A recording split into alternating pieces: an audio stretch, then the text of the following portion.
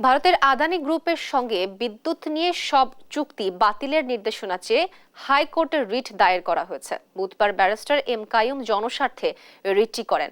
বিচারপতি ফরাহ মাহবুব ও বিচারপতি দেবাশিস রায় চৌধুরীর হাইকোর্ট বেঞ্চে এই রিট আবেদনটির ওপর শুনানি হবে।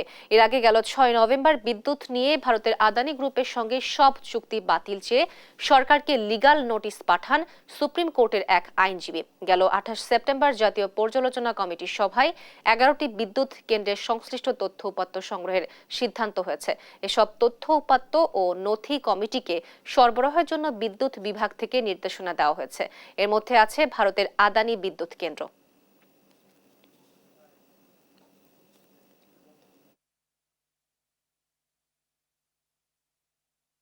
এ নিয়ে আরো জানাতে হাইকোর্ট প্রাঙ্গণ থেকে যুক্ত হচ্ছেন সহকর্মী সাবরিনা মজুমদার।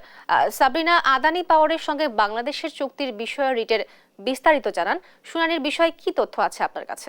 আফরোজ, আপনি যেমনটি জানেন যে 2017 সালে কিন্তু একটি তাড়াহুড়া করে আসলে আওয়ামী লীগ সরকারের থেকে এই চুক্তিটি নেওয়া হয়েছিল এবং সেই সময়ে কিন্তু দেশে আমদানি করা কয়লা নির্ভর কোনো বিদ্যুৎ কেন্দ্র চালু হয়নি এবং সেটি নিয়েই যখন 5ই আগস্ট যখন দেশে প্রেক্ষাপট পরিবর্তন হয়ে যায়, সেটার পরেই কিন্তু একটি জনমনে প্রশ্ন আসে যে আসলে এই চুক্তিটি কি আসলে আমাদের সাবেক প্রধানমন্ত্রী শেখ হাসিনা কি নিজের স্বার্থের জন্য কি করেছিল ভারতের সাথে অথবা আদানির সাথে।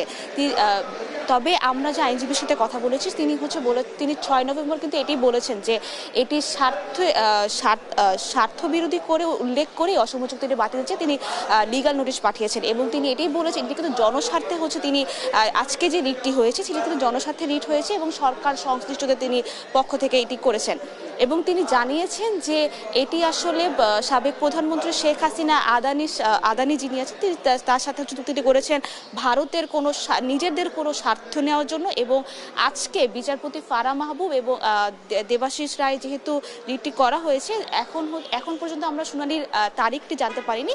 তবে বিচারপতি ফারাহ মাহবুব এবং দেবাশিস রায়ের হাইকোর্ট বেঞ্চে এই রুল শুনানিটি হবে। তবে আমি আরেকটি জিনিস যদি জানিয়ে দিতে চাই, এখন কিন্তু পঞ্চদশ সংশোধনীর একটি শুনানি চলছে 5ম দিনের মতো। আগেও কিন্তু বিএনপির আইনজীবীরা কথা বলেছেন, জামাতের আইনজীবীরা কথা বলেছেন এবং সুজনের সম্পাদক বদিউল আলম মজুমদারের আইনজীবী তিনি কথা বলেছেন। আজকে কথা বলছেন রাষ্ট্রপক্ষের আইনজীবী।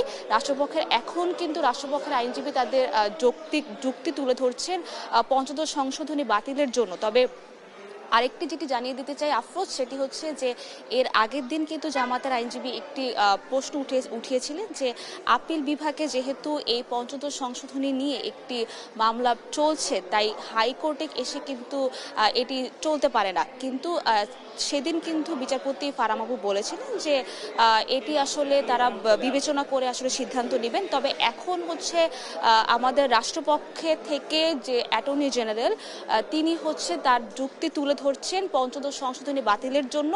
আমরা শুনানির পর আপনাকে জানাতে পারবো যে আসলে পঞ্চদশ সংশোধনীর কি হবে। এই ছিল সর্বশেষ খবর হাইকোর্ট থেকে। আফরোজ, আপনাকে ধন্যবাদ সাবরিনা। দর্শক, আদানি পাওয়ারের সঙ্গে বাংলাদেশের চুক্তির বিষয়ে সর্বশেষ খবর জানাচ্ছিলেন আমাদের সহকর্মী সাবরিনা।